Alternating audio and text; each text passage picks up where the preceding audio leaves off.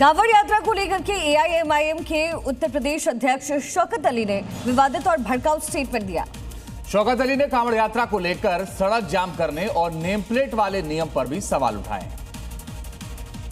UP सरकार कांवड़ यात्रा को लेकर जोर शोर से तैयारियां कर रही है। कांवड़ यात्रा वाले मार्ग पर डायवर्जन किया गया है।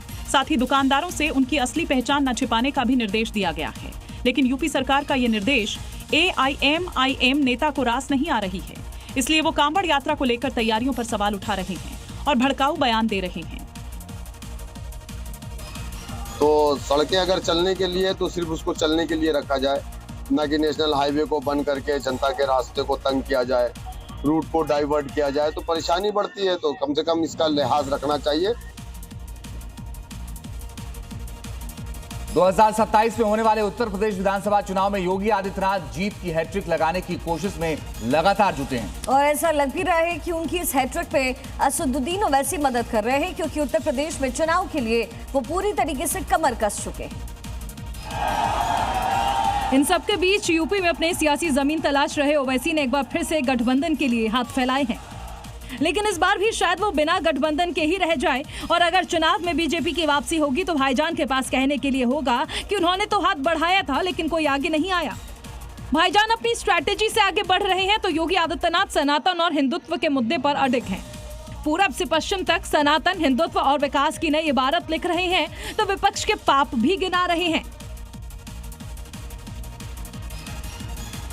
उत्तर प्रदेश की सरकारी स्कूलों में कक्षा 7 की किताब में अकबर महान शीर्षक वाले चैप्टर को लेकर अब विवाद शुरू हो गया। शिवाजी सेना ने जल्द से जल्द चैप्टर हटाने की मांग की है और एक्शन ना होने पर आंदोलन की भी चेतावनी दी है।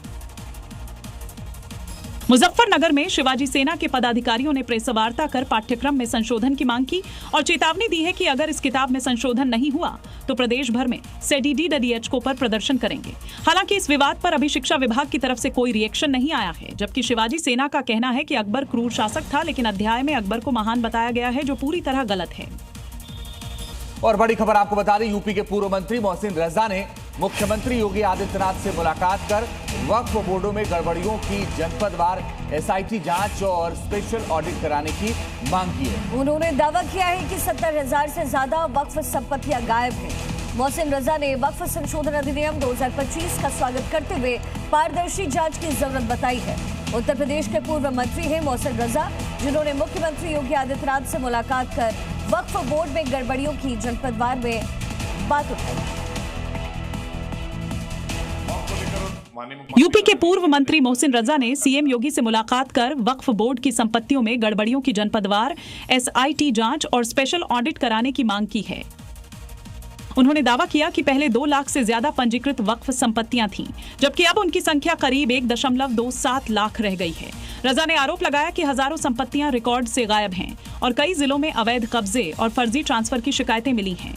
उन्होंने शिया और सुन्नी वक्फ बोर्डों की संपत्तियों का सत्यापन, दोषियों पर कड़ी कार्रवाई की मांग की है।